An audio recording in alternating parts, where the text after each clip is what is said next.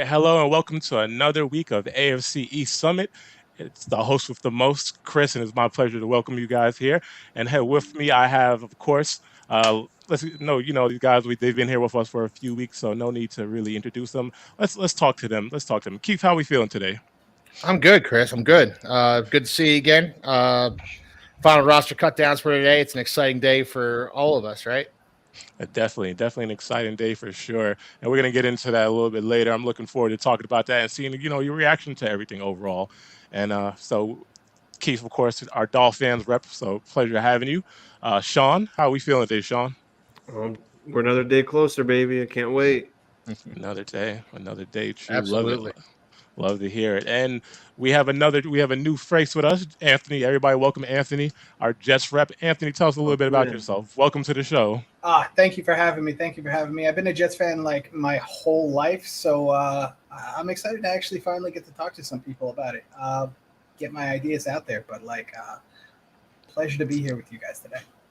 We're all sorry to hear about that. You're Jets fan, Anthony. Listen, I'm going to tell you, the first, I would say that run that we had from '98 to 2010, that was a good run. I mean, that was like my developmental years. These last 10 years, obviously we've been off the rail, but I keep myself busy with other things. Yeah, Way I think my favorite Jets player had to be Mark Sanchez. Was it really? No, that's a joke. That's a joke. He was Terrible. playing for the other team every time, especially the six interception game that he had. It was probably one of the best games I watched. So. All right, but yeah, definitely great to have you, Anthony, and we're looking forward to have you on many more shows coming up. All right. So without any more delays, let's go ahead and get into it, guys. So, of course, the theme of the show today is um, final roster reactions. So we see that the list has come out. They've made their cuts. They've signed it. They've sealed it. So how are we feeling overall about it? We'll start with Anthony. We'll give you the pleasure since this is your first show. We'll let you start. How you feeling about them final cuts and them rosters? I really appreciate you letting me go first because I was excited to talk about it because first off, let's get this out of the way. These are not really the final rosters. We all kind of know that teams are going to make a couple of cuts between now and then. We've got some guys we're going to stash on the IR. We're going to bring back some vets. So these are more of a good idea at the direction that the team is going to go in. How am I feeling about it? I was really excited to talk about it until I realized just how much else you guys have to talk about. Ours are almost boring. You guys made trades left and right. If I'm going to talk about the Jets, I'll talk for a second that we have no punter, no fullback, and I understand that we run under all gas, no brake, but that's taking a little bit too far. Mm-hmm. We've got 7 wide receivers, which is actually among the fan base, it seems to be a little bit contentious. But to be honest with you, I know that at least 3 of them are core special teams players. We always think about cornerbacks, safeties as being the gunners or blockers on punts and kicks, but our wide receivers are going to be doing it this year. We've kept 10 offensive linemen, fine. 10 defensive linemen. It's a bit much. We've got 5 cornerbacks, only 4 of them actually cover people. And like I said, we have no punters. So I think right now the plan is going to be that we are going to stash one of our offensive linemen, Carter Warren. We drafted him in the fourth round this year. He's going to get stashed on IR along with one of our 4 tight ends, Kenny Boa. We're going to go ahead and bring back Thomas Morstead, who was our punter. We're going to go ahead and bring back Nick Bodden, who was our fullback. But generally speaking, this is kind of the roster that they're going with. 4 halfbacks, 7 wide receivers, 10 defensive linemen. Okay. Woof. But yeah, besides that, an uneventful day. So, Anthony, why would they keep the 10 defensive linemen, do you think? They're keeping 10 defensive linemen because Saleh likes to rotate. He has this, I'm not going to call it an unhealthy obsession because it does seem to work, but he's constantly moving defensive linemen in and out of the rotation. Of the 10 defensive linemen we only have 1 nose tackle, one true 0 1 tech. So the rest of them are either a combination 5 tech, 7 tech, wide nines, or a bunch of 3 techs. You've got your Quinton Jeffersons, obviously. You've got your Quinnen Williams. You've got your JFMs that can go outside or inside on pass rushing downs to get you sort of your NASCAR formation. You've got your speed rushers and Will McDonald and Bryce Huff. You've got your power edge rushers, like I said, JFM, but Clemens as well. JJ that we drafted last year. So like he is always looking to rotate his defensive linemen to try to get to try to get favorable matchups throughout the course of the game, because he's not bringing pressure, not often. You got an interesting comment from the Bills fan, California. I thought that was pretty interesting too. You guys don't even need a puncher this year. Rodgers No, just I go was end zone or bust. I was thinking about that. It's all gas, no break for real. So overall, Anthony, your impression of I guess the official roster, how you feeling about it? I mean, it's we have Aaron Rodgers at a quarterback. We have Garrett Wilson catching passes. We've got a decent deep tight end core. Like, this is gonna be a good year. This should be a good year. All right. I'm looking forward to it. I think I watched Aaron Rodgers' very first preseason possession, and he looked pretty good. Him and Garrett Wilson looked really great, had a nice little chemistry, marched the ball down the field. So overall, the Jets' offense and defense, they were looking pretty good. I mean, like they said, they're going for a Super Bowl this year. Do you think are you one of those delusional fans who think they're going all the way, or how you think they're going to end at the end of the year? It's not Super Bowl or bust to me, because we know we got Rodgers for a couple of years.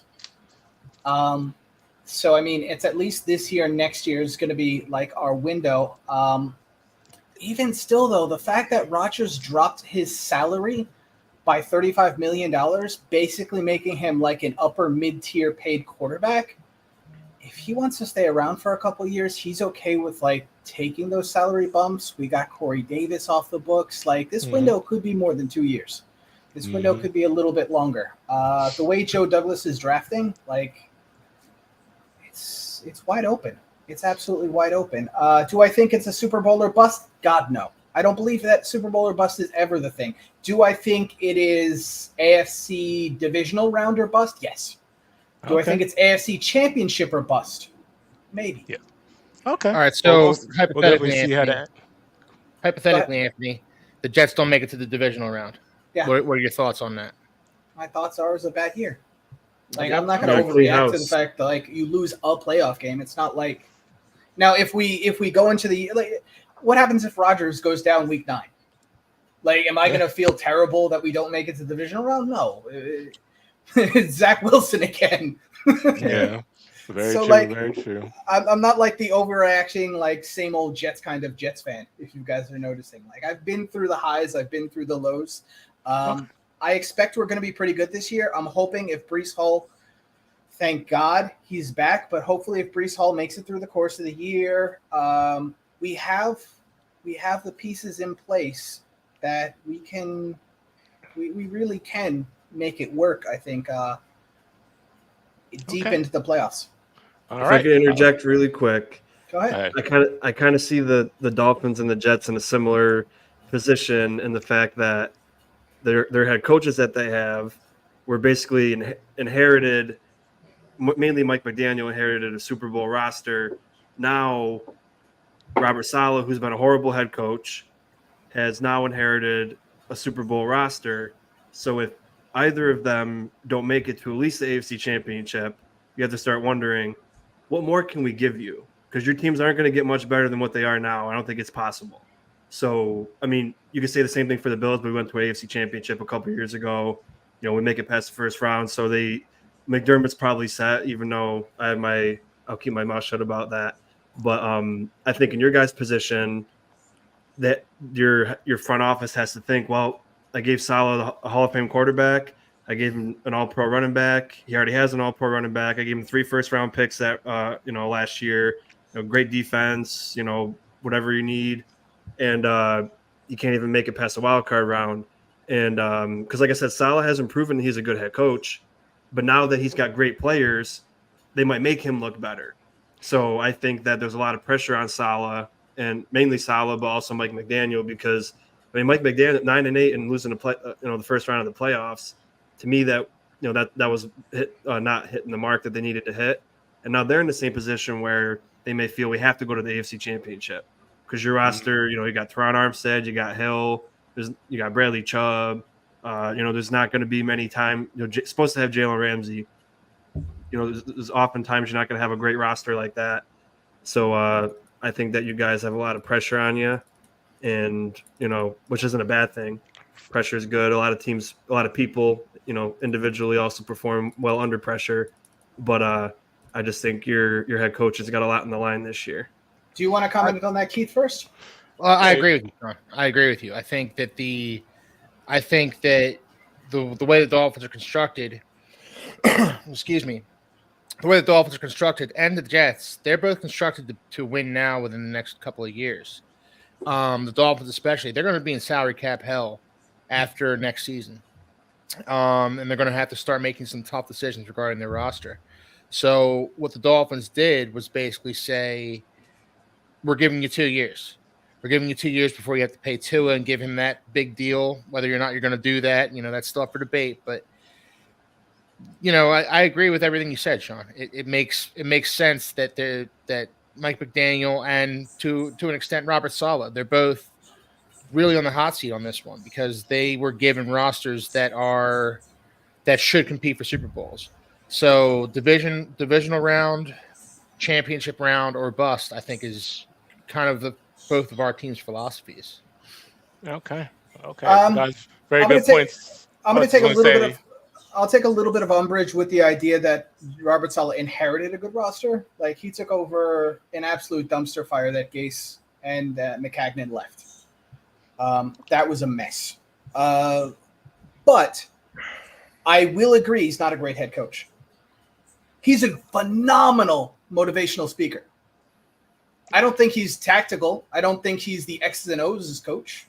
I don't think he's going to time out you the way Belichick might, the way there are, some other head coaches will. But I do think he knows how to motivate his players. And I think Joe Douglas knows how to put the players on the field. Right. Okay.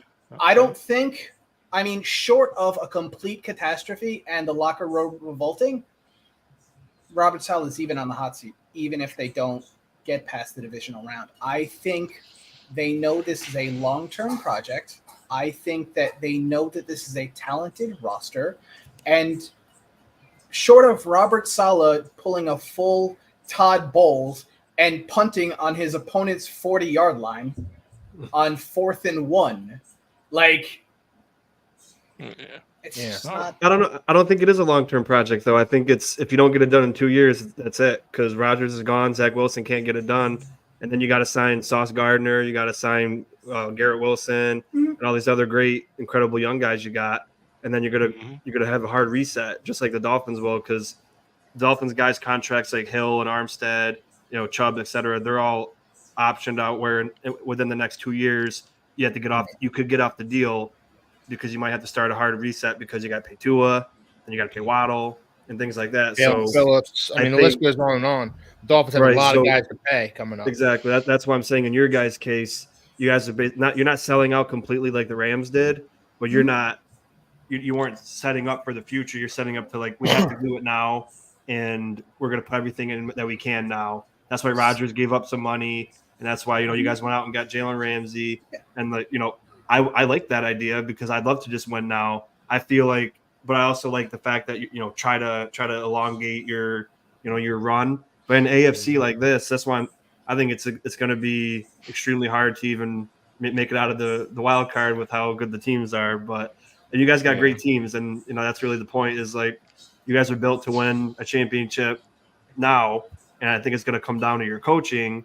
And then that's why I'm saying if the coaches can't get it done, that's when you have to start thinking before we get in too deep with these guys, can they actually do it? We gave them this incredible roster, and then they lost to Trevor Lawrence in the wild card round. I just think you could say that about our head coach too. And I've been saying it.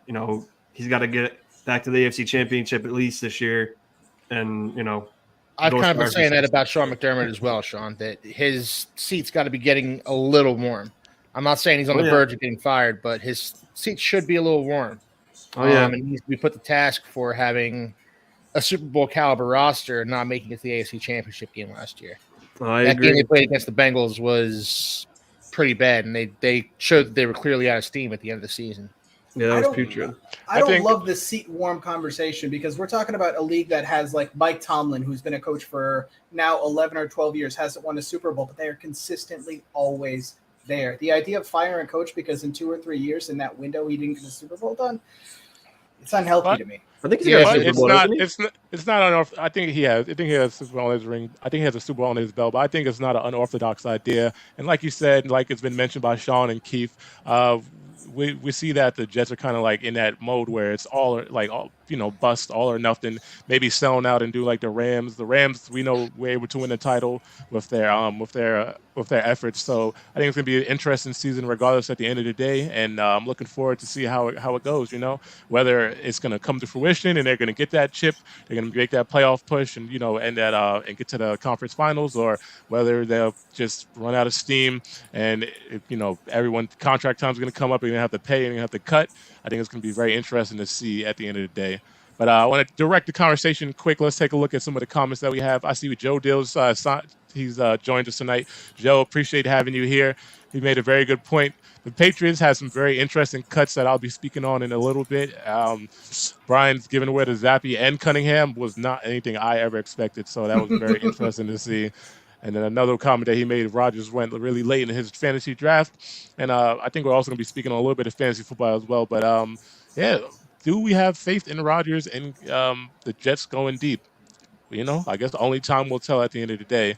But let's go ahead and Keith, we'll move forward. And Keith, how did you feel about the final unofficial roster for the Dolphins? Were you surprised? Any cuts that made the list that you were just shocked about? Well, I do want to say a word about Myles Gaskin, who has been with the Dolphins through their dark times and played well for them, and has been kind of a lightning rod for their offense. And the Dolphins cut him today, and it was kind of a sad day to see Myles Gaskin go. But at the end of the day, they opted to keep Chris Brooks over Myles Gaskin, and it was the right move. Chris Brooks had a really great preseason. And he's more of a short yardage back. That's something the Dolphins kind of lack right now. The Dolphins don't really have a guy that you can really turn to on a 3rd or 4th and 1 and say, go get us the first down. So Chris Brooks made the roster over Myles Gaskin, and it makes sense. It just sucks to see Myles Gaskin go. Outside of that, the Dolphins also kept 10 offensive linemen. And we'll see which ones are worth it, worth keeping. I mean, but I think we can agree that that's a pretty good move given the recent history of the Dolphins' offensive oh line. yeah, especially and even not being cynical about it, their injuries. They were a very injured offensive line last year. So, keeping 10 offensive linemen, keeping 10 guys there's a lot of guys on this offensive line that have position versatility as well. So it makes sense to keep 10. It made sense for the Dolphins to keep 10. I feel like it made sense for the Jets to keep 10 as well. The Dolphins also kept 5 defensive linemen, which, 10 for the Jets seems a little high. 5 only for the kept Dolphins. 5 Yeah. with we kept tackles 5. and edge rushers. We kept 5. Well, I'm keeping edge rushers second because they're counted as linebackers.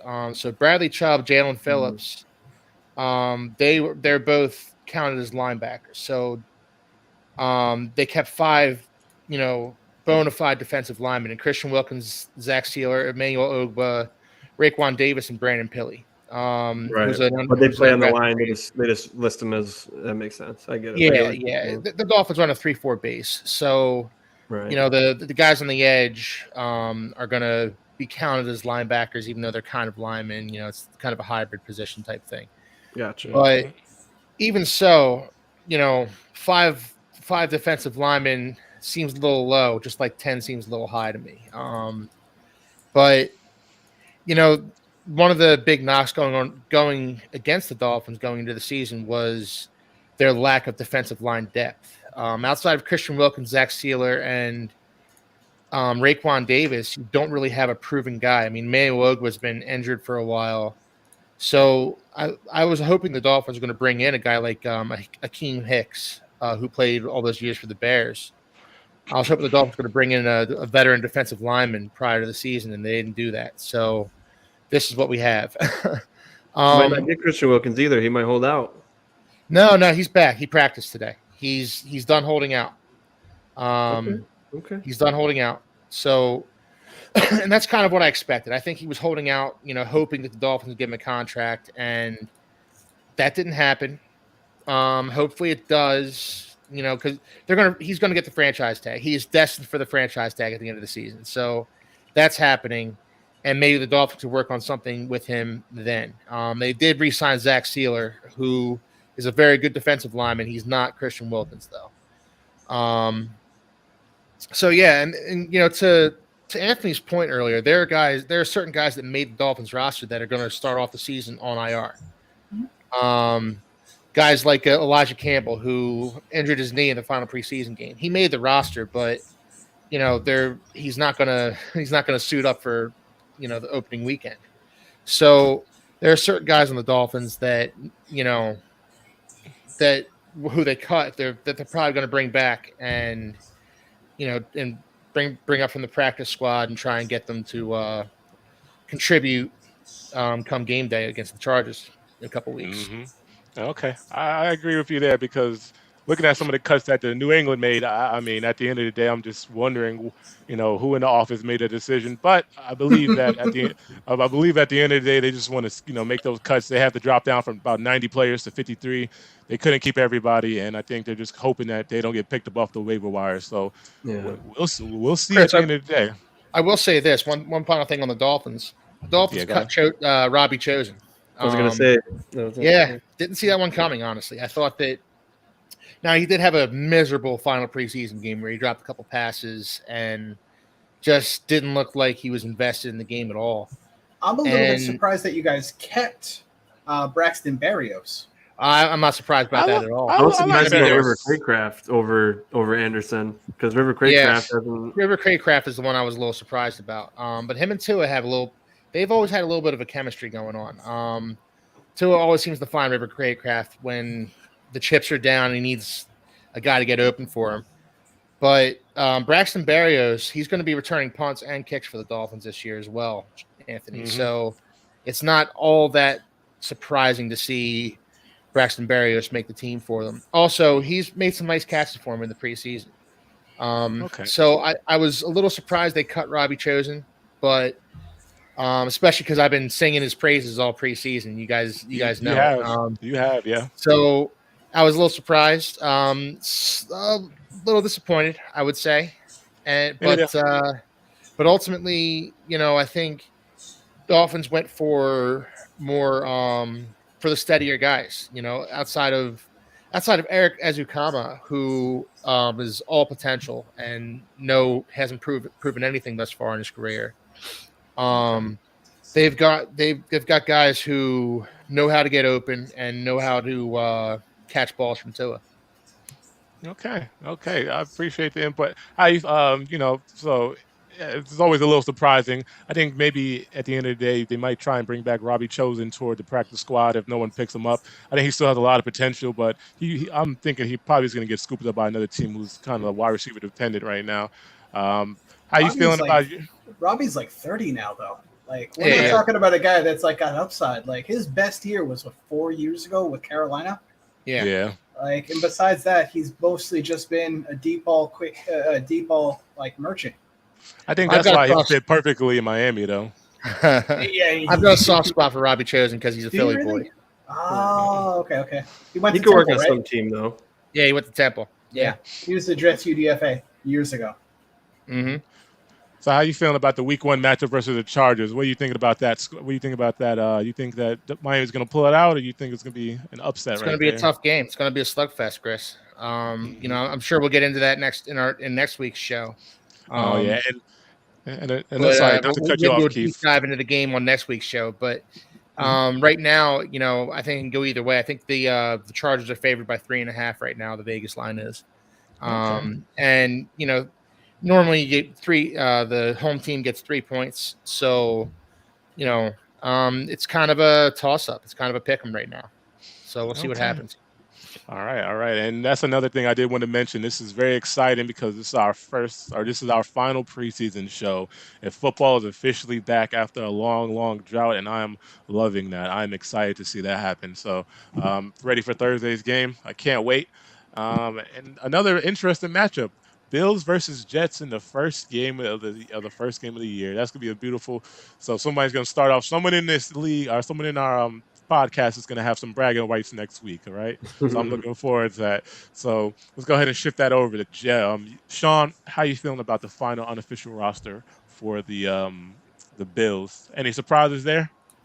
uh, as, as far as waves and cuts, no surprise really. I mean, everything's kind of normal. Um, but we did trade or one of our old second round picks, Boogie Basham, to the Giants for a late round swap, basically in 2025. So a lot of Bills fans think Brandon Bean can do no wrong. Don't slander Brandon Bean. He made a great roster. Yeah, all that's true, but doesn't mean I'm not going to talk about his dim-witted choices. So my opinion is you could have traded him at the trade deadline in October for even more, and then his value is greater now to you than what a sixth round pick in 2025 would be. And I say that also because they might not be here in 2 years. If Brandon Bean and McDermott fail to get the job done, and I know everyone says like, "Oh, you got to give them time. You got to give them time." You either can do it or you can't, and you have to make that hard choice. So, I mean, it took Andy Reid 20 years to win. Am I going to wait 20 plus years to hopefully win one? If they physically can't get it done, you got to start thinking. That's all I'm saying. So, in 2 years, a sixth round pick, the guy's probably not going to make the team. And my whole point was you kept a guy like Kingsley Jonathan, who I love because he's a Syracuse boy and I love Syracuse. And I liked him before everyone else thought he was cool. A lot of Bills fans start to like him now because, he had a good camp. You could have traded him for a 2025 a sixth round pick. And we did that to Boogie, who produced in this league. And a lot of people didn't like, oh, he didn't have a ton of sacks. He didn't do this. But he played defensive tackle. He played defensive end. He didn't get a huge, because we rotate, he didn't get a huge snap count. And everyone like, oh, he didn't do enough. He didn't do enough to get him out of here. So I think that upset me in a way because I just don't see the point. It doesn't give you any value at all. And we also gave them a seventh round pick. So we give them a seventh round pick and then traded a great player away, not a great, but a good player away who could be great for a pick in 2 years who might not make the roster, who might not be anything worth it, and to a new regime because who knows, like I said, they could still be here. They've changed Buffalo for the better, but I'm in the camp of I want to win, and Stephon Diggs is only going to be here for so long. Josh is going to be in his prime for so long. I mean, one thing I don't like about them is how they built this team around defense, and I mentioned it I think in a group chat to Mike or a couple other guys, but Brandon Bean was the assistant GM. And Sean McDermott was the defensive coordinator in Carolina when they went to the Super Bowl. They built the same team, basically. They had Cam Newton. They had a bunch of so-so wide receivers. And, I think they had one decent one, but he wasn't at Diggs level. I'll say that. They had Olsen at tight end, and they had a great defense. And then I started thinking about that more. I was like, you know what? We basically built the same exact team because they think in their minds that's what works. And that was like, 10 years ago they went to the Super Bowl, I think, maybe more. And I started thinking, this was the first year where we drafted an offensive player in the first round besides Josh Allen under them. We've been defensive end, corner, whatever. And I'm just like, that doesn't win Super Bowls anymore. And we've proven that because we had a top three defense the last couple years, and we gave up 40 points to the Chiefs and we lost. So you have to win with offense. As good as your defense is, teams like the Chiefs, the Bengals, the Bills, Yeah. all the Eagles, all these they're going to score. So Yeah. that's my one knock on them is they're building. I thought they built the team the wrong way, even though we're a fantastic roster. I think they didn't really consider you have one of the greatest quarterbacks in the NFL right now. Top 3 quarterback. and you're not really giving him anything besides, Diggs was, fantastic. We didn't draft him. Who would have thought Jefferson would have been great, right? But I didn't like that move with Boogie. Long story short, a lot of people are like, "Oh, it is what it is. Who cares?" Brandon Beane's great. If you got like a 4th-round pick for him next year, I would have been like, okay, that's fine. I mean, you got to do what you got to do. But I mean, am I tripping? Is a pick from 2 years from now in the 6th round? You think that's do you see any value in that? I mean, the fact that you could only get a 6th-round pick in 2 years for him tells you what the rest of the league thinks about him. I know that you feel like he could be a great player, but if he could be a great player, he'd have been pretty good by now. Like, that's really, to me, the story of the Bills over the past 5 years. You drafted Josh Allen, amazing. The talent that you've surrounded him with since he got into the league, besides Stephon Diggs, who you did have to pay for, has been below average at best. Dawson Knox is league average, bang average tight end. Yep. Like, that defense, your best player is a dude you just traded for last year who tore his ACL, and you're hoping to have him back by midway through this season. Like, you used a lot of picks. The same year that we drafted Quinnen Williams, you drafted Ed Oliver. That hasn't done anything for you. Yeah. But Anthony, haven't they tried to remedy that? Drafted first, though, so if you guys took Oliver, we would have got Quinn. But we didn't. Thank God. Anthony, haven't the Bills tried to remedy that a little bit by drafting Dalton Kincaid this year? I mean, that pick came under fire from a lot of people. Sure, but at some point, you have to call out the regime, like he said, for not backing up the offense. Yeah. Yes, they drafted Dalton Kincaid. That's fantastic. You drafted a rookie tight end. How many rookie tight ends produce anything, even on the rookie contracts? I hear you. But, that's my hope. But you can't have it both ways, though. You can't have it both ways where you say, and I'm not criticizing you, Sean, because I agree with what you're saying, but that's fine. I mean, people who criticize the Dalton Kincaid pick can't say, well, that was a terrible pick, and then turn around, well, you're not giving Josh Allen any weapons. What Dalton Kincaid can do is special and elite, and I think maybe he won't produce the way a Travis Kelce would, or the way a prime tight end would produce, but he can still do something for the offense and alleviate some of that pressure on Josh Allen. Yeah, definitely. But their window is already closing. Their team this year is already worse than their team was last year. I would disagree. I think the window's open for as long as Josh Allen's there. I think we're better this year for sure. We got better on the offensive line. You got 4 weeks without your top edge rusher. You just traded your 2nd-round pick, also edge rusher, for basically a bag of donuts. That's true. I mean, we did go 9 weeks without Vaughn last year, and we won every game except for the Bengals game. Are you banking on that to happen again in this division? Well, in this division where the Patriots are better, in this division where the Dolphins might be better, where the Jets I like this guy, Anthony. The caveat to all that is you guys all have putrid offensive lines, so I'm not really worried about. You say putrid offensive line. Our offensive line is better than yours. That's just a fact. I'm not going to agree with that. You got Mekhi. I know you're not going to agree with that, but like, you got Mekhi Becton. I'll tell you why. You got Mekhi Becton, who hasn't taken a snap in 3 years. 2. He's going to get dog walk, and he's back. He's going to get dog walk week 1. By who? You got Dwayne Brown, who's 45 years old. By who? Who is on your defensive line that is going to dog walk him? Leonard Floyd, not Boogie Bash anymore. Greg Rousseau. Oh, Greg Rousseau. That's who you're banking on to get to Aaron Leonard Rodgers. Floyd, Greg Rousseau, AJ Epinesa. 6.5 sack Greg Rousseau is going to dog walk Mekhi Becton. He had 8 sacks. But, doesn't matter how many sacks you got to be a good edge rusher, in my opinion. Also, you got Dwayne Brown, who's 40 years old, who's not good at all. 75 then you got PFF Barrett Tucker, who's good. Last year. You got Barrett Tucker, who's really good. Again, Dwayne Brown's old, injured, and terrible. And then Connor McGovern at center. He's average at best, not that good. And you got another old bag of bones, Laken Tomlinson at left guard, who's also not that good. So I think you got to take off the homer glasses a little bit about your offensive line. And my other point is the Dolphins right tackle, Austin Jackson, horrible. I don't even know who the Patriots right tackle is right now, but I know he's not that good. That's all I got to say. But I'm not worried about that because also, like I said, Leonard Floyd is brought in to make up for Vaughn not being here, who's, again, I will admit, he has always been around Aaron Donald. But he's been a 9-sack guy the last 3 seasons. And I've been on record saying he's been around Aaron Donald, so we'll see.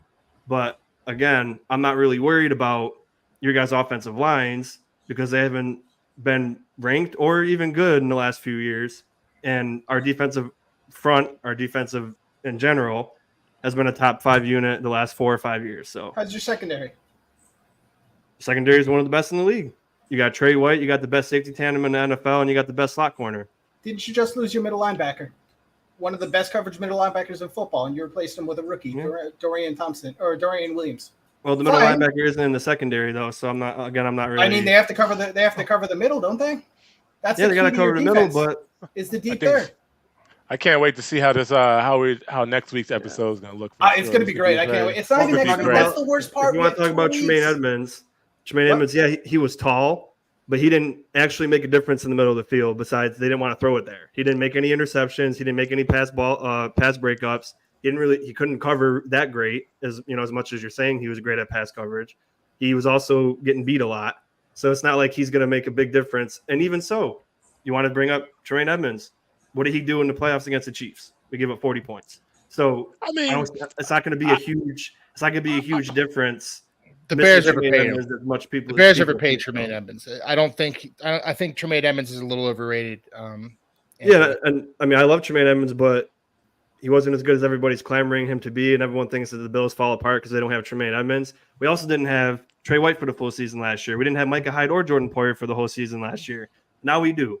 So, again, in the Miami game, we had 4 and 5th string corners going against Tua, and then they got beat on that one deep ball and we lost. So, and again, Dotson's not a good player, but it doesn't mean we can't bring in somebody like Christian Kirksey, who's a good player. And then all of a sudden, what are we going to talk about then? I'm not worried about the secondary with guys like Jordan Poyer and Micah Hyde. I'm not worried about Trey White.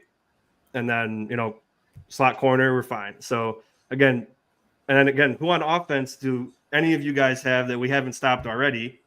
Tyreek Hill, what did he do against us? We beat him 2 out of 3 times, and he was kind of quiet in the time that you guys won. And then Garrett Wilson, has he popped off against us, and has it made a major impact? You don't think there's going to be a difference between Zach Wilson or Mike White throwing the ball versus Aaron Rodgers? That's irrelevant? I'm glad you brought it up. Yeah. Because obviously Aaron Rodgers is better than Zach Wilson. However, I'm not sure by the way you're saying it. Your wide receiver room isn't anything above average besides Garrett Wilson. You got Randall Cobb, who's old and terrible. Alan Lazard, who's not even a wide receiver 2 on most teams. So you think we're going to be worried about guarding guys like Alan Lazard and Randall Cobb? And Breece Hall. I'm not worried about those guys at all. You bracket and you double team Garrett Wilson. There's going to be game plans for that this year. Everybody thinks, Garrett Wilson got 1,100 yards with bum quarterbacks. Now he's got Aaron Rodgers. He's going to have 2,500 yards. That's not how it works.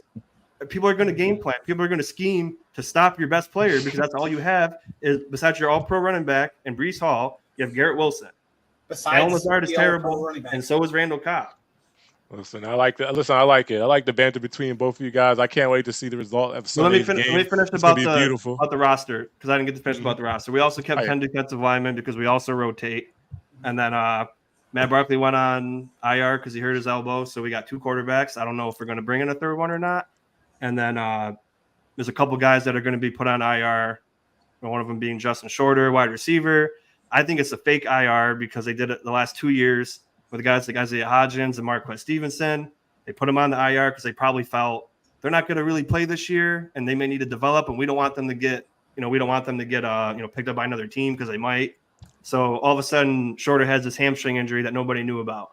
So that's excellent roster management. That's how you know that teams have good GMs when they're hiding dudes on IR at the beginning of the seasons. I like when they do that. But then now what do we do if we don't have anyone that can? We got another couple injuries in the wide receiver room, and that guy could have helped. It could have developed in game, and then now we got he's on the season-ending IR. We're kind of fucked now, but I don't know. You can't have everything. Good roster management in a way, but it'll be interesting to see. We'll probably bring Andy Isabella back. I don't think anybody's gonna take him, and we're good.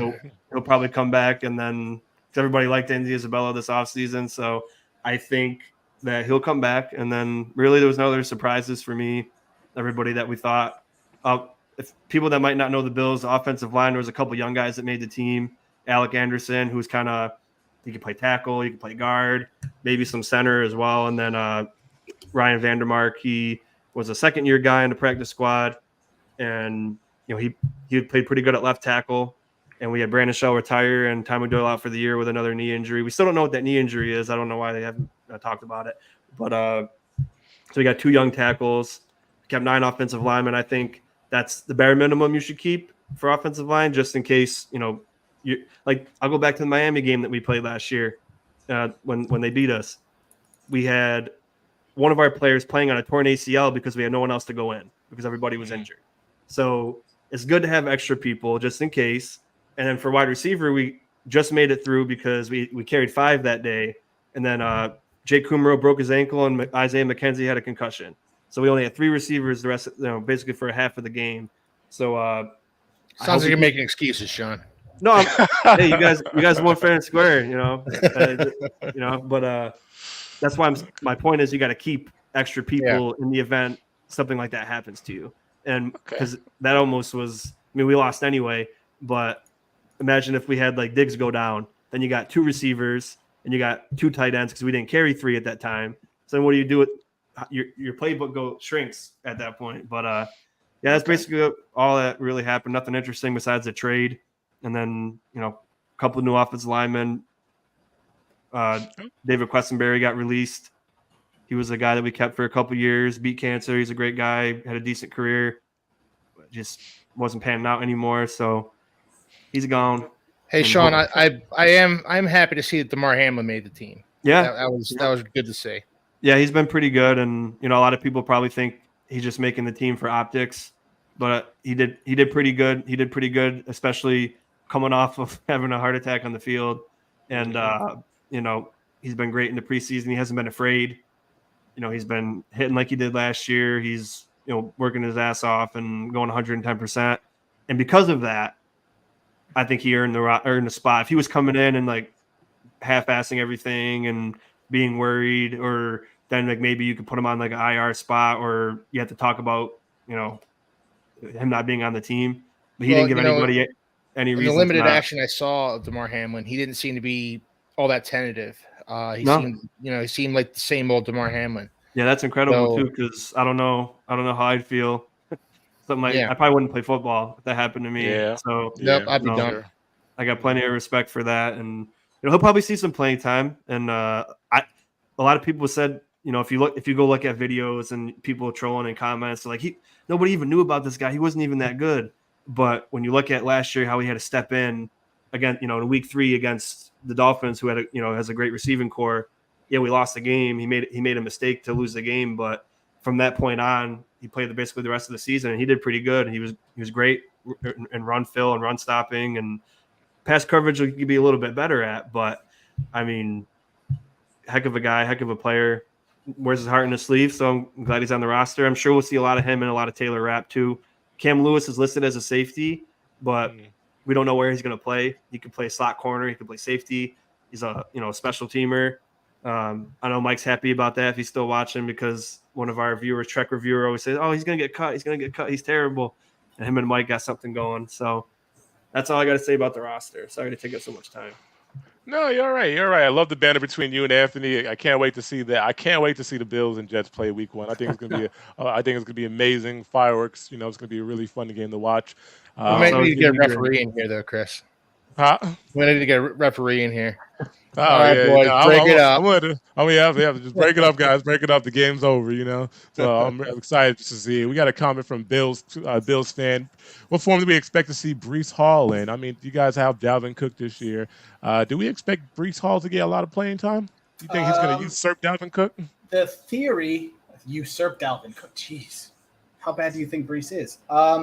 He's hurt. He's coming back off ACL injury. It's hard. He tore his ACL early. It was a clean tear. He's been back. He's already clocked at running something like 21, 22 miles an hour in practice. So the GPS is saying that he can go in a straight line pretty well. Seems to be cutting pretty well off both legs. They brought in Dalvin Cook. I thought it was a bit of an overreaction. But I mean, he's going to take some load off of Breece early on. These Shanahan systems, these West Coast systems, and I'm sure Keith can talk about it. even the lead back is usually held under 200 carries a year if he has a full load for the whole year. I don't think Raheem Mostert's ever had more than 160, 170 carries for the entire year. Yeah, but Raheem Mostert's always kind of run out of a committee. No. Even when he's fully healthy, like when he was in San Francisco. Yeah, but even then, it was a committee in San Francisco. Yeah, and it's a committee in Miami. Yeah. It's going to be a committee with all of these West Coast systems. All of these Shanahan guys, they always wind up splitting the carries out. So usually it breaks out like 100, 180, 200 carries to the lead back, 100 to 120 to the second back, and then 60 to 80 to the next two backs. So my expectation has always been that Brees is going to be in that 160, 180-ish carries, which leads me to believe, which is why I didn't really think it was necessary to bring in Cook to begin with, because he's only going to be getting, like, if everything goes to plan, he's only going to be getting about 120-ish carries. And 120-ish carries at 4.5 yards per carry versus anybody else in the league that's still going to get you around 4, it's about 50 yards of offense over the course of the entire season. So I just didn't think it was super necessary unless you were really, really, really concerned and you thought that maybe Brees was going to get a much lower share of the carries. But, Cook's not even healthy yet. Cook had his first day of practice with us today. True. 2 weeks from the first game. I mean, that shoulder has been wonky for a long time, going back to college. And when you get older, it gets harder and harder to recover from things. So you see Brees Hall starting over Dalvin Cook? I don't think it's just a matter of starting. I think Brees Hall is going to be the feature back, not just running the ball, but catching passes. You saw how dangerous he was last year. Absolutely. I mean, what do you want though? Do you want him to maybe take a few weeks just to, make sure he's 100%? Or I know he's technically 100%, but if he's ready to go, he's ready to go. With Von Miller, like I would like Von Miller back week 1, but I think with something like that, I think maybe give them a few extra weeks just to make sure they're fine. How, as a personally, how do you? I know you obviously you want him to play, but do you feel 100% comfortable with him playing week 1, or do you think maybe give him a couple weeks? I feel 100% comfortable playing week 1, if only because I know that these Shanahan backs they're never run into the ground. They're never going to Derrick Henry the kid. They're never getting him 300 carries and 40 catches out of the backfield, plus block on pass protection. Like, they do a good job already incorporating the other backs in the running back room, which is why I think I'm fine with the Dalvin Cook deal. Aaron Rodgers paid for it out of his back pocket.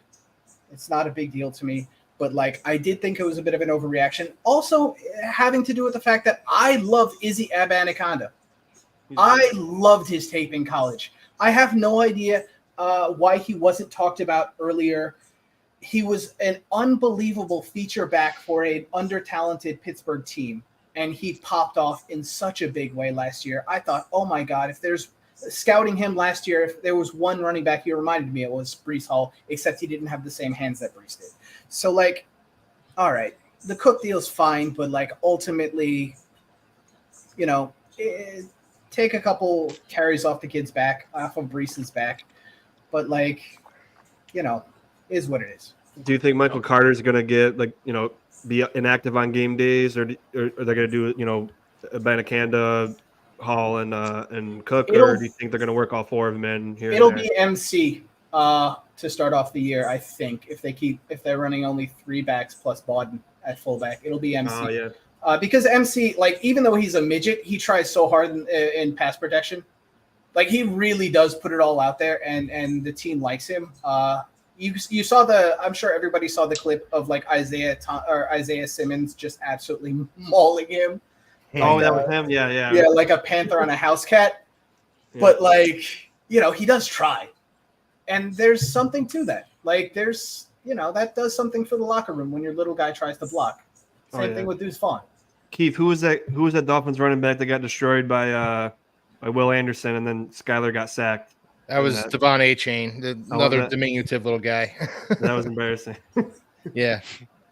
But he's a good player. Will Anderson's, was he the 2nd overall pick? So he's supposed to make plays like that. I think he wasn't he? Yeah. I mean, Will Anderson, I mean, I talked about him last week. Will Anderson's going to be an absolute beast. He destroyed Austin Jackson. Not that that's hard to do, but he destroyed Austin Jackson in that game, and he was a one-man wrecking crew. I mean, he's going to be a pleasure to watch over the next 10 years. Honestly, he would look pretty awesome in a Dolphins uniform, but I digress. I guess you can never say never. Yeah, true. All right. Very good points, gentlemen. We're really excited to see how this season's going to progress for sure. When it comes to the Patriots, so we're going to go ahead and shift over to Patriots because I haven't had too much time to talk about it. But I think one of the biggest surprises that I've seen was the cutting of Bailey Zappi and Malik Cunningham. That right there Oh, kind of yeah. shocked me. We have no backup quarterback whatsoever. I think it's more of a strategic move. They want to see. I think Malik Cunningham. I think they want him back. I think they want them both babies there. But I think they want them in the practice squad. So they're gonna see if anyone picks them up off the waiver wire and then kind of pick them up and add them to the practice squad. But outside of that, I have no real idea of why they would cut Malik Cunningham. He reminds me a lot of Malik Willis, who showed a lot of heart, played excellent in training camp. He's able to play a wide receiver. He played some really good. He played some really good time or some good football in his first preseason game. He only had 2 minutes in, but he really surprised me per se. And I know Keith and I know Sean and Jake. You've heard me singing my praises of Malik Cunningham all preseason long. So to see him go was a real big shock to me. We got rid of all our running backs as well. That was also extremely big shock. So we got rid of Pierre Strong, who we traded to Cleveland for our Tyrone Wheatley, which was I guess they're saying that they have offensive line problems in New England. So I'm glad that they're trying to address it. And they've also got rid of Kevin Harris as well, who had a couple, had some good preseason runs, so that was a shock. But we did pick up what's it called Veridian Low from the Vikings, so they're working on increasing their line, protecting their line, protecting the quarterback. So I'm liking the moves that we did see. I guess the rest of the guys, Diego Fago, I was kind of shocked to see him go, but I guess he's injured, so they put him on injury designation. So that was a little interesting. One of the guys I was happy to see stay was Keyshawn Boutte. He had a really good play in the preseason, caught a dart and made a real quick move up the middle, split the safeties, and that was a beautiful 30-yard touchdown. So I'm glad to see that they're keeping the receiver core nice and strong. We got some great receiver cars: the Mario Douglas, Kendrick Bourne, Matthew Slater. I'm a little surprised because I've never seen this guy play, and he's like 37 years old, so that's very interesting. He's on he made the final roster, so I'm very interesting. I thought he retired. He's still playing. Hey, it looks like he's still on the roster. He's still Like on the the best roster. special So teamer in the NFL. That guy. yeah, but at 37, it's you're up there, as a wide receiver. So Yeah, but he's been their but special teams captain for years, Chris. He I gets know. Belichick loves him. Yeah, He's I not- know. He's going to have a stake in the Patriots stock when he retires. Yeah, probably for sure. But yeah. So besides that, Taekwon Thornton, Juju. So I think our offensive line is looking good. The defensive line is looking good. So I'm really excited to see how we're going to perform this season. Like I said, I hope that the Patriots go out and get Malik Cunningham back, because that guy right there. I feel like if Mac Jones doesn't perform at the end, this year, I think the experiment should be done and we should start moving forward. And I think Malik would be like perfect to go ahead and take the reins and lead the Patriots in the future, because, like I said, a little bit of showing he did in preseason. He can move well. He dances in the pocket. He's quick. He can throw the ball. He can throw the ball on the run, and then he can also run the ball and take off. So, and I think the future of the NFL really belongs to dual threat quarterbacks. It's no longer guys who can sit in the pocket. These defensive linemen are too big. They're too strong. They're too fast. So, guys, if you can't move and you can't avoid the tackle and you can sit and all you can do is sit in the pocket, then it's not going to look good for you. So, I'm really. Go ahead. I was going to ask real quick. Do you think is the theory of why Bailey Zappi got caught because he got Taekwon Thornton killed in that preseason game? I mean, it could be like me watching all the Patriots game, all preseason game, which was dreadful. I mean, thank God, like I said, thank God the regular season's off, because preseason was hard to watch. So, but I don't know. I think Bailey Zappi, I didn't really see anything that would suggest we keep him. He didn't move the ball well. He couldn't move in the pocket. He wasn't able to escape the pocket. He didn't make really great passes. Just I didn't really see it. There was no wow factor from him. That was just like it's like if Mac Jones went down, I wouldn't feel comfortable. He wasn't even like a game manager like what's Ryan Cooper Hoyer. Rush. I'll say like Cooper Rush. He could even like man like he wasn't even like a game manager that if Mac Jones went down, I wouldn't expect him to win any games for us and just move the ball and get field goals. He had nothing. There was no show for him. There was no heart. There was So no who's going fire. to, Chris, who's going to be your backup quarterback? I think the You backup need quarterback somebody. ultimately I think it's ultimately going to end up as Malik Cunningham. Honestly, I think if he doesn't get scooped up in the waiver wire, they're going to go ahead and get him. And God forbid he does, then they might have to just go ahead and get Bailey Zappi, or I don't know who's right now who's floating around there on the waivers. Is Brian Hoyer still available? He's not. He's not on the team, but I can imagine them bringing him back. So Did you guys yeah, do this last year too? Did you go in with one quarterback and then pick one up later, or was this the first I time don't- you guys really did that? I don't remember, but I think this is the first time. I'm pretty sure this is the first time. I think we had Brian Hoyer last year as our backup. So Mhm. to Maybe they're see just Joe- trying to do the roster gymnastics like everyone's talking about, and Yeah. they assume that nobody's going to pick those guys up, and I mean maybe Yeah. somebody picks one of them, but the chances of both of them getting picked up, I think, are pretty That was low. kind of my They're thought like, too, Sean. yeah, they're Yeah, like, it oh, was let's my- keep an extra linebacker or whoever you guys kept. Yeah, I mean, even the fact that they got rid of all the running backs and we only got Ramondre Stevenson and Ezekiel Elliott. I mean, granted, those are two great running backs that you and I have. I think we have the best running backs in the NFC, in the AFC East, and not Ooh, to it's another not to conversation. throw shade at Anthony because what's it called? Dalvin Cook and Brees Hall are great running backs, but I think. Of course, I'm gonna go with my team. So, but if Respect God it. forbid any one of them goes down, then who do you have to lean on after that?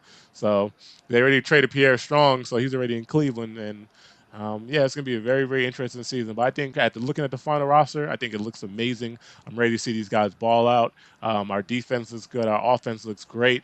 I think. As for our week 1 matchup, we have the Eagles, which is probably one of the tougher teams in the NFC. So it's going to be really interesting to see. Christian Gonzalez is going to have a welcome to the NFL moment Oh because yeah, it's going to be tough to see him go against AJ Brown or Devontae Smith. Devontae Smith, or even I'm not sure if they still have Quez Watkins over there and I think they do. Yeah, They I do. think- so I think within Jalen Hurts, he's one of those. I love the kid in college. I knew he was going to ball out. I picked him way over Tua, even when Alabama sat him down for Tua. I picked Jalen Hurts over Tua any day, and that's not even a I'm shot sure at the the Dolphins Dolphins. would agree with Chris, Nick Saban disagrees. Just saying. Yeah, Nick Saban got it wrong because look what happened in the NFL, right? So, you. Yeah. but Nick Saban did want. I think Nick Saban did want Drew Brees though, didn't he? Yeah, he did. yeah, So he was right about that one. yeah, but you can't get them all right? Yeah, he got the college one right at least. Yeah. Yeah, so, but yeah, I think it's going to be a lot of fun for the season. I don't see us beating the Eagles realistically because that is just a tough team offensively and defensively. That's a well put together team. I see the Eagles probably making a deep playoff push again this year, and yeah, so that was Who's just going kind to of my stop us? I think they're gonna take a step back in my opinion because the Eagles.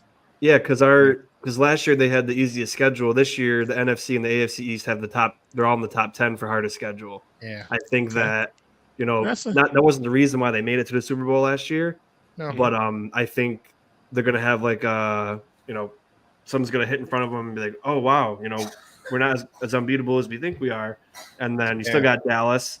Washington was the number 2 defense last year, and Washington beat them, but Washington's not going to compete for a Super Bowl. But they're like our division. The Patriots are projected. I'm not going to say they're going to be, but they're projected to be at the bottom. The Commanders are projected to be at the bottom, but they're also teams that could beat the top of the division. So, and then you got Dallas, who is like Buffalo in a way where they have a team that can win it all, but they just haven't.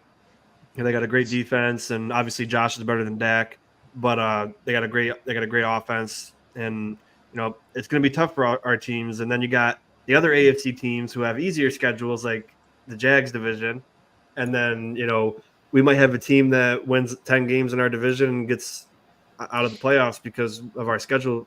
How tough it is. So I think it's Patriots and Dolphins are ahead of us and I think we're like 7th or 8th, the Bills, and then I think the Patriots are up there in the top 5. I think for the hardest schedule, but Yeah.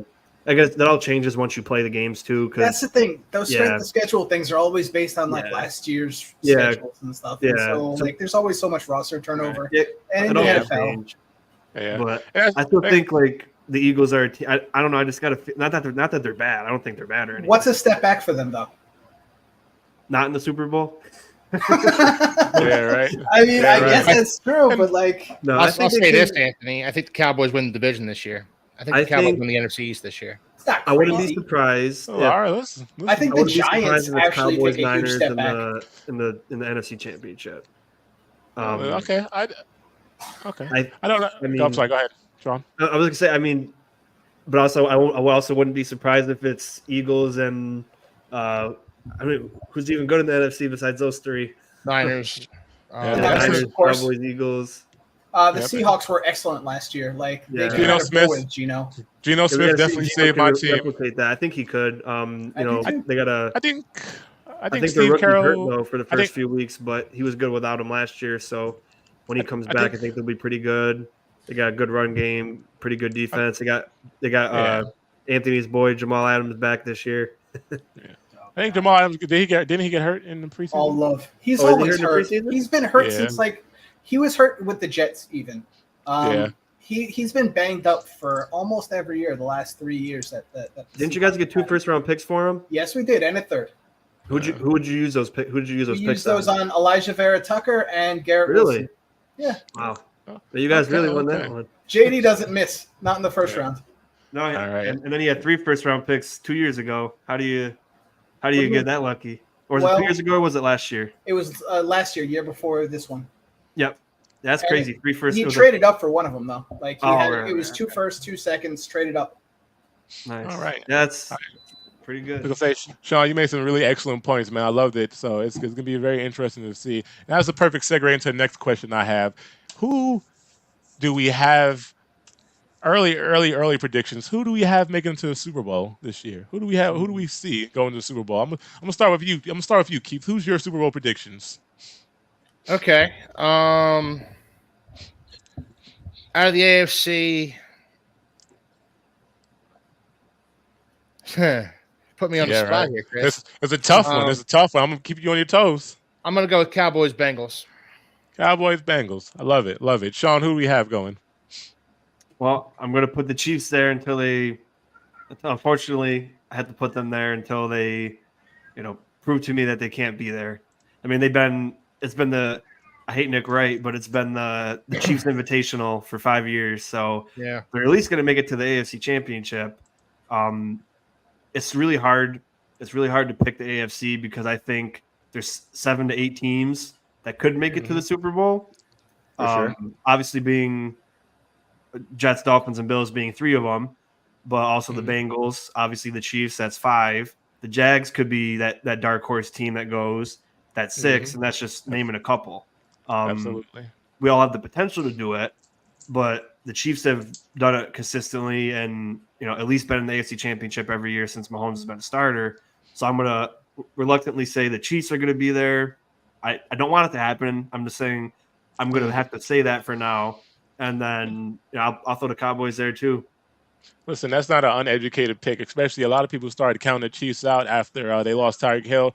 They're saying, how was Patrick Mahomes going to go ahead and replicate the same results without the star wide receiver? And, I think he answered that question. He answered that question in a big way. So I think it's going to be very, very, very interesting to see who does make it out of it. And Anthony, how about yourself? Who do we see going to the Super Bowl this year out of AFC, NFC? Who's on your mind? Jets versus the Niners, 31-21. And that should answer right. the question about the Hard Knocks. All right, so I think whatever Anthony's drinking, I need some of that too. So That would be interesting, though. I mean, I love that the- would I be love the interesting picks, if though. you got Salah and the Niners. So I think that'd be pretty cool. Yeah. yeah, I Wouldn't be love the cool- picks. Wouldn't be cool to see our rival there, but it'd be an interesting story. Yeah, for sure. I mean, Pretty cool.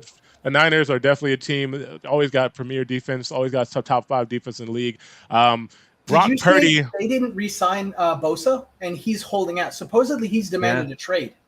Did you see that? Listen, If they lose Is he Bosa, really? that's going to be a big Hey, hit because we need Bosa another edge is. rusher, right? So Don't we I all? don't know. Yeah, Yeah. right. I'll Especially give Nick a first Bosa. round pick I'll give a first round pick and a player for Bosa.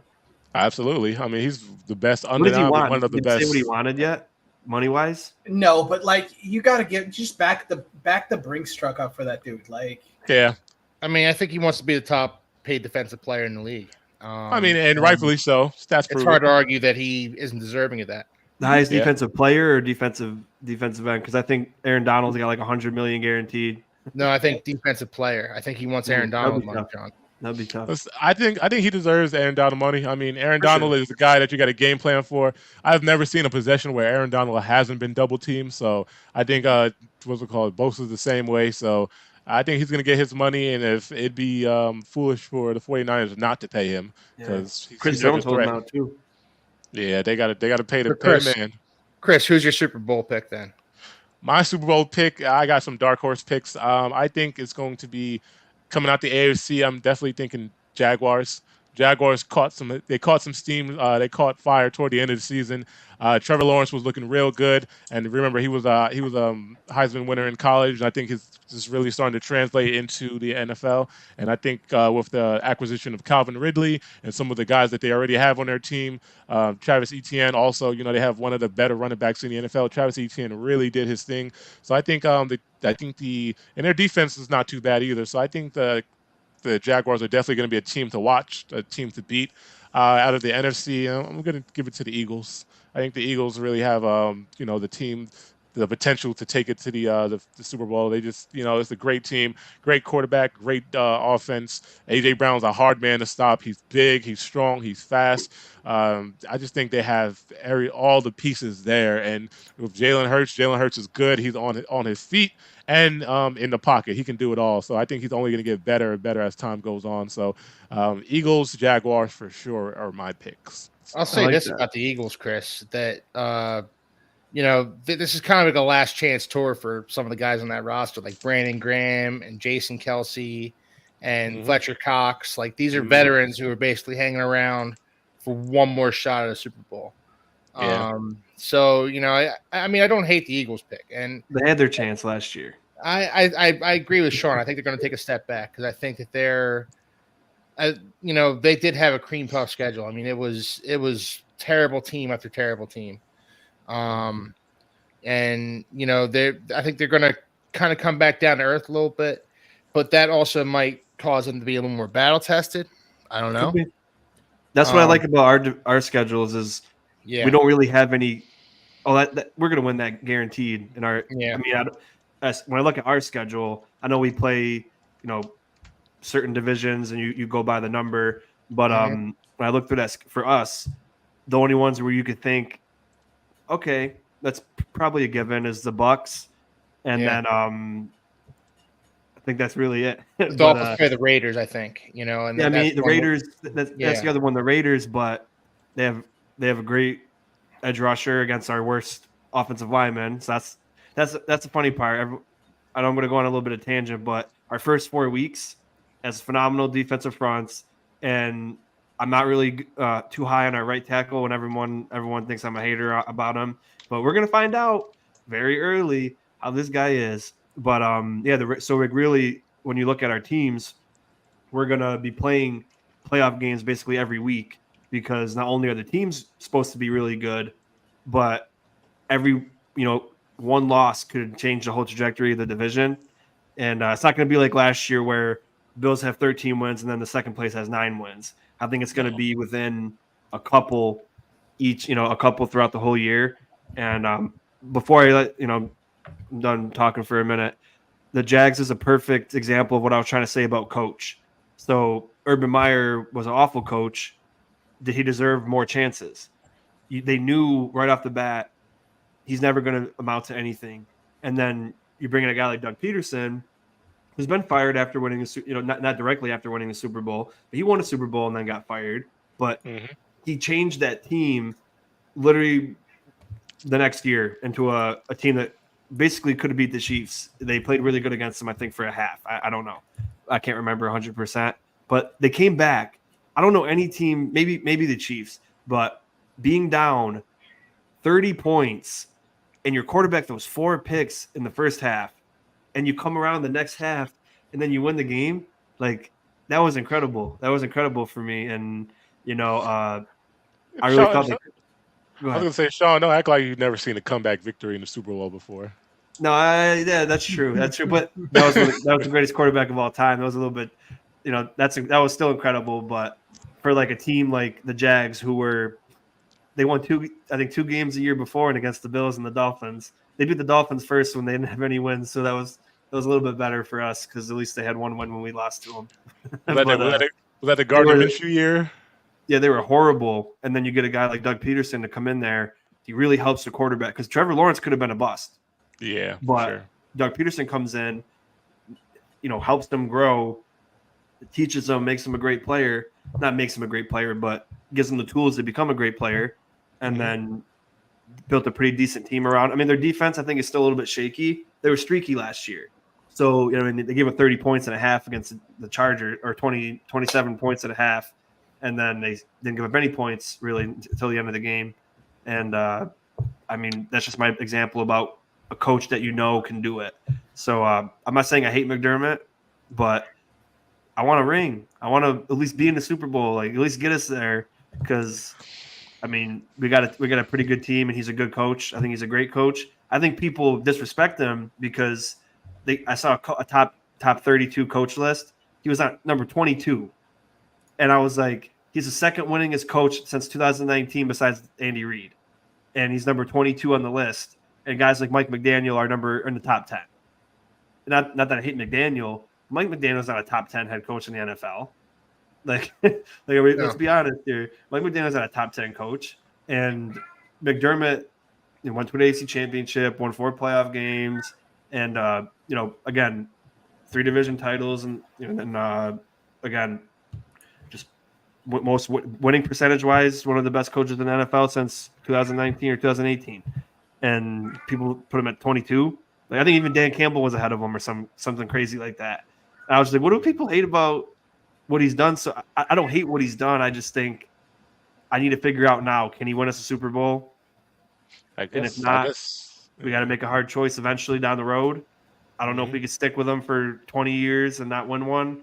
I love him. I hate to see him go, but got to get us there. Got to at least get us there, please. I mean, I struggle with this because, like, I get what you're saying with that, but, like, the Eagles decided that they would move on from Andy Reid because he just wasn't getting him over. Yep. So what they do? They brought in the dude from college. What was his name? The one is at UCLA now. Chip Kelly. Yeah. Chip Kelly dismantles the team, turns him into an absolute disaster. Has to be railroaded out of the team or out of Philadelphia within 2 years. Like, it can get worse than getting close to the Super Bowl. Yeah, that's the other thing. That's a great point because who's out there? Like, and if there wasn't Doug Peterson out there, like, yeah, it's a great because we could fire him. You got nobody there. I'm not saying I want him to be fired, but that's a great. That's the other. There's always the opposite end of the point. Like, you could get rid of him. Like, they got rid of Andy Reid. He didn't win a Super Bowl for 20 years. Then he goes to the Chiefs too. But then, you might get rid of your head coach, and then you win a Super Bowl.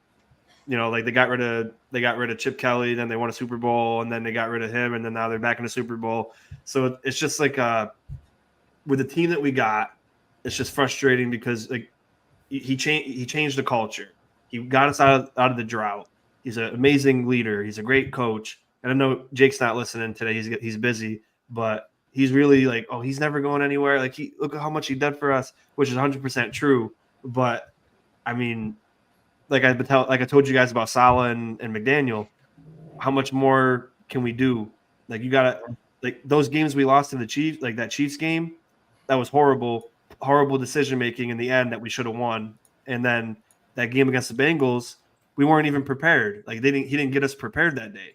Like, nobody had juice, nobody cared. Like, it just seemed like Josh was trying to do everything, and then then Diggs got upset because we were playing like crap, and then all this drama happened. That's on the coach mostly. Not that he can't get us ready, but that's my whole point is, like, are those things going to keep happening? Is 13 seconds going to keep happening? Is getting blown out by a team that we shouldn't have got blown out by going to happen at home again. Like that's why I'm thinking. Like it's so hard, like you said, Anthony. It's so hard to decide that because you can make a really catastrophic mistake, or you can just be living in that same endless loop, endless journey in your mind. Like, okay, he's good. We're gonna get there one day. Losing the divisional round. Oh, that's fine. We can do it next year. But to be clear, when the Eagles fired Andy Reid, that wasn't a mistake to fire Andy Reid.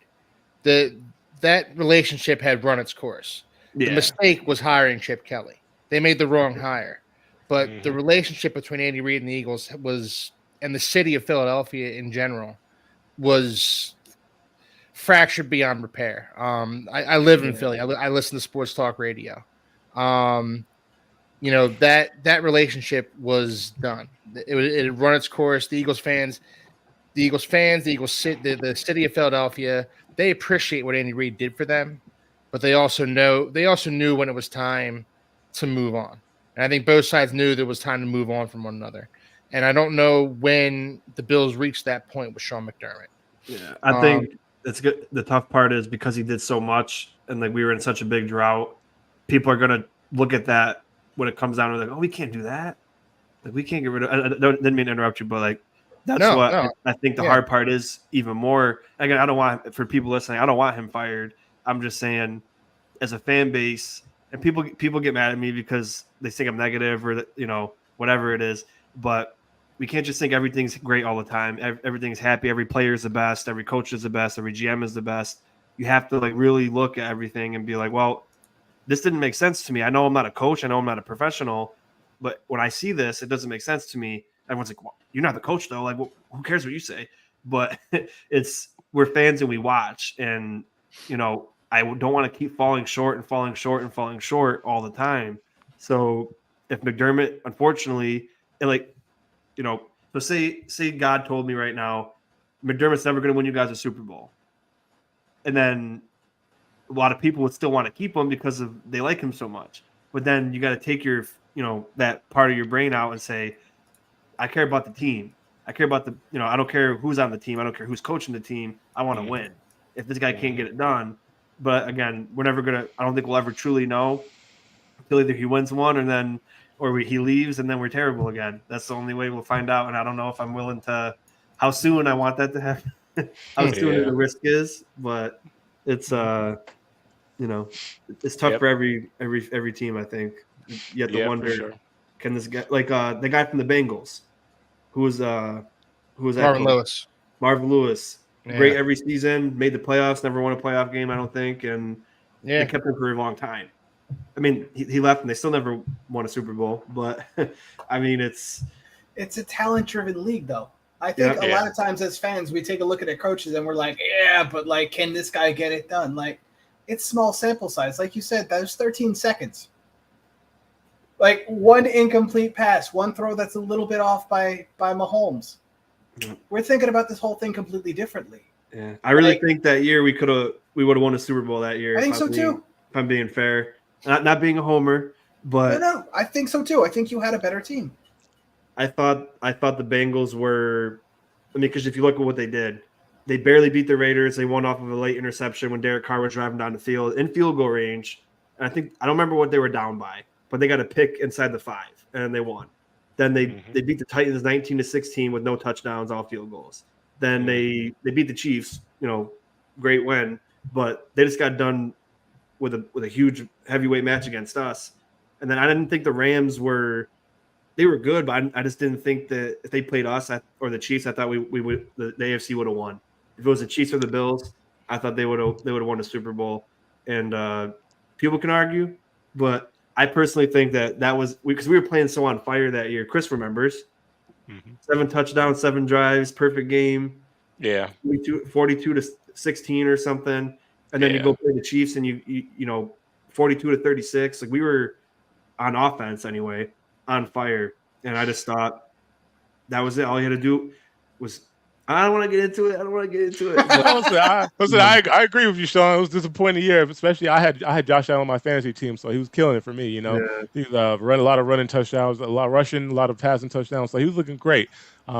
I don't know. I think toward the end of last year, he started playing a little too much hero ball and kept trying to force the ball to Stephon Diggs. So I hope they find a remedy for that situation, and they get them some help on offense with wide receiver, because really, outside of Stephon Diggs and Gabe Davis, inconsistent, pass dropping, Yeah, he's got to be catch, better this year. yeah, catch dropping. So like, who do you guys have besides that? So, like I Yeah, said, Dawson Knox is the average middle of the pack, I bang, agree. tight end. So Absolutely. they need some help on offense. And then one of the weakest points of the Bills for the past few years has undoubtedly been their running backs.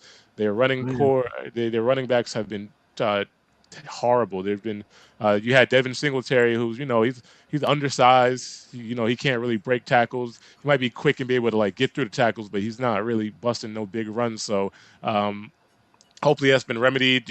I think James Cook might step up in that lead role, and you Yeah, guys do have Devin Harris from the Patriots. So we'll see how you guys perform this yeah, year, but yeah. they need a lot of help. There was a lot of issues last year, and I don't like to. A lot of people bring up the elbow, and they mention how it was harder to throw shorter passes because of the injury. He had to change his whole mechanic. That's why he was Hmm. throwing deep a lot. But the way I look at things like that, like if you're well enough, if you decide to play, you have to take whatever happens, and own it. So he decided to play. He declined a little bit in the game. I mean, he still had the second most touchdowns in the NFL. Hmm. 42 total touchdowns. Mahomes had 45, but he didn't look like himself, and he had to Hmm. own that. Just like Spencer Brown, everybody brings up, oh, he just came off of a back surgery. He decided to play that year. He didn't have to play. He could have been shut down. But he wanted Hmm. to play, and then he took a gamble on himself, and he was horrible. So that's the way I look at injuries. Like if you're willing to put your body on the line, knowing that you're not 100%, you have to take whatever comes at you. So yeah, Josh didn't look like Josh in the end of the year, but not only that, it was like you said, Gabe Davis was inconsistent. He had a lot of drops last year in big moments. Hmm. Then Crowder went down with an injury, and there was Hmm. just the offensive line was horrible. We had two of the worst offensive linemen in the NFL. Luckily, one of them is gone, and everyone telling me this other one's going to get better. But from the preseason, technique wise, everything's the same as last year. So I'll give him the chance, but that's a big hole. And Josh can't be Superman all the time. Like everyone, they say Josh isn't that good. Josh is overrated. Josh is the only quarterback with Mahomes in that conversation who makes up over 80% of a team's offense. And when people look at MVP, like, oh, Well, who's the MVP? Who's the MVP? Oh, because Mahomes doesn't rush like Josh does. Mahomes I, doesn't. He passes please. just like Josh and gets more touchdowns and yards and stuff. But his overall offense, because we don't have any running back contribution that No, much. I agree That's with you there, that's what I but mean by like over 80% of the offense. So when I yeah. look at overrated, I don't think Josh is overrated. I think he's underrated in the fact that he has to do so much more to win as opposed to a guy like Jalen Hurts or a guy like Mahomes or Burrow because of what they have around them. We have Yeah. Stephon Diggs, Josh Allen, as I think. you Mhm. know. I think the quarterback who probably has who has the heaviest lifting and probably contributes more of most of the offense on their team is what's that boy in Chicago, Justin Justin Fields. Fields. Oh my God. Justin Justin That poor Fields. man. That poor man. Yeah. I don't like. I had him on fantasy last year, and you saw him last year. And They the beginning cracked of the his season. ribs. They cracked his ribs. Like you Yep. could tell, he would double over after throwing a pass, and he Yeah, just kept coming. he's a tough guy. But Beginning like, of the you got to beginning of the save him from season. himself. At some Yeah. point, as the head coach, you got to protect a player from himself. Yeah, Oh but yeah, he had to do it. He had to go out there and he had to show and prove. Beginning of the season, he was rough. He was trying to play within the game plan and throw it to the receivers, let the running backs do their thing. But toward the end of the season, he's like, you know what? It's not working. I'm gonna take it in my hands. And Justin Fields went ballistic. yeah. I mean, he looked like Lamar Jackson his first season, running. He running through people again, like 2 or 3 rushing touchdowns a game. He just looked like he did He's it got to all. throw the ball better this year, though. At He least does. Lamar was come out the gate using both weapons. I know Uh, Fields didn't have a lot around him, but now mhm. he's got stuff around him. He's got better offensive line. He's got Mooney. He's got a better defense. He's got DJ Moore. So Yeah. I think he'll take a leap this year.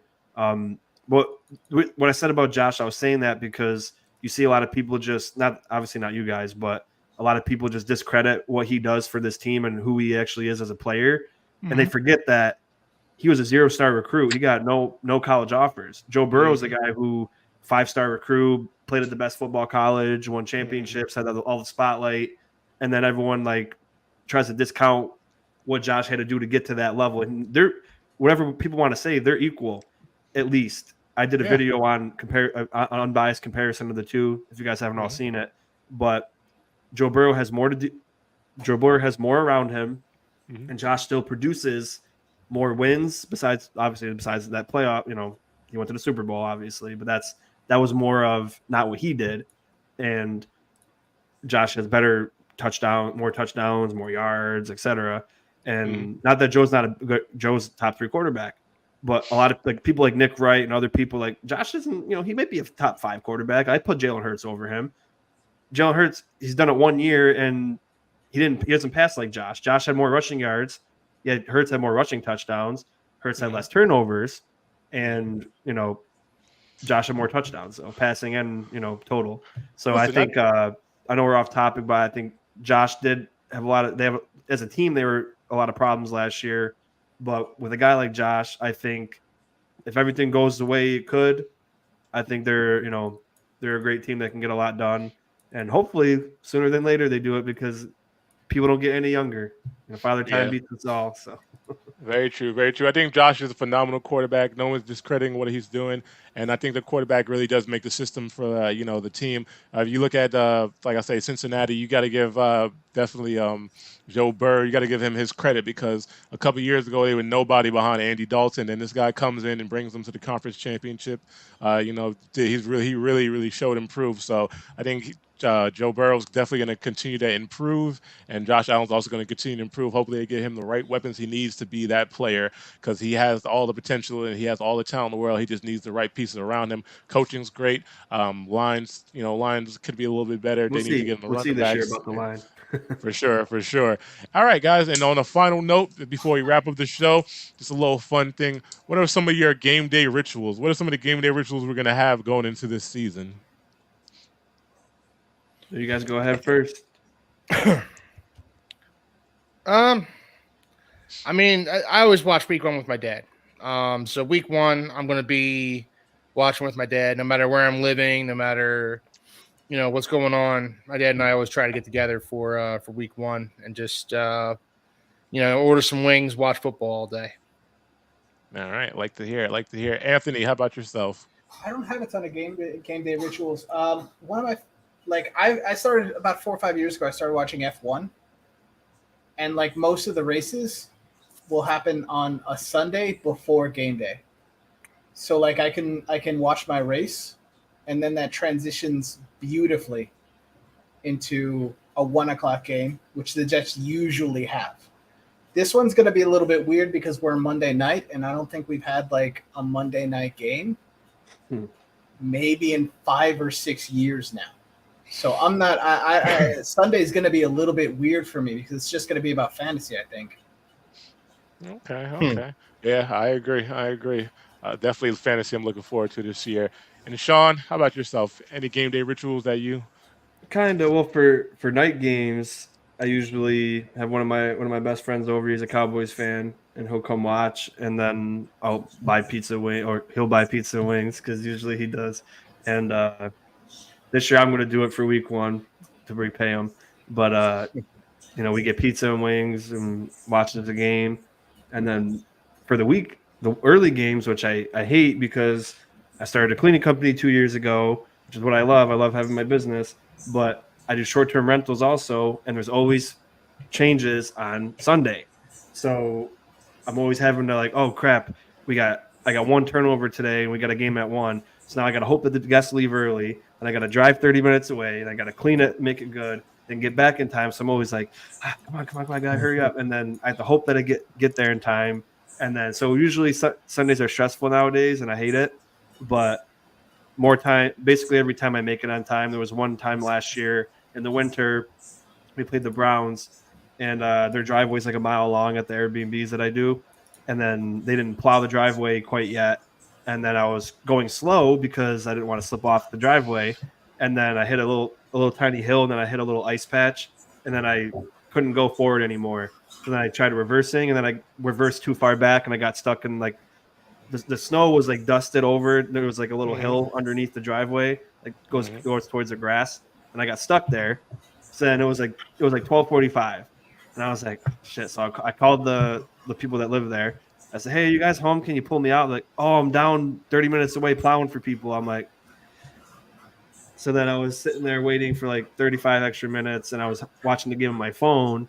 Then I had to listen to it while I was driving home. Then I made it home at halftime. So usually I'm there on time, but there's that one instance where I'm not. So that's usually my Okay. ritual is trying to get to my work as soon as possible, hopefully the guests leave early as possible, get the job done great and efficiently, and get home by 1 o'clock. Watch the game. And my blood pressure rises, my heartbeat goes a million miles an hour the whole game. My ears start burning, and then we either win or we lose, and I'm either happy or upset. So yeah, that's pretty much it. Okay. Love to hear it. Love to hear it. And me and myself, I spend pretty much most of my Sundays or Thursdays. I get some beer, I get some IPAs, get some wings, and just sit down and enjoy the game in peace or with a couple of friends. So I don't have too much of a ritual. I just know that every game day, I'm always with some friends, either drinking beers and eating wings or nachos. So that is my ritual, and I'm looking forward to this season starting. And yeah, I think that's just a perfect note to end. Guys, always a pleasure working with you guys. Anthony, great having you join us. Keith, It was Sean, awesome. always a pleasure. So I'm looking forward to seeing how these week 1 games go. Fantasy draft is coming up this weekend, so I'm also excited to see how that's going to go. I hope to talk about that a little bit more next week. I wanted to talk about the sleeper picks, but it looks like we just kind of went over time. But always fun with you guys. So everyone tuning in and watching, appreciate it. Like, comment, subscribe. Continue to support us. We love it. We always want to have our guests in our comments, so we do appreciate you guys every week. So continue to support us as we grow. And yeah, this is Chris signing out. All right, guys, go Fins. Go Bills. Appreciate y'all. Jet up. Jet up. I like it. All right, guys. See you next week. All right.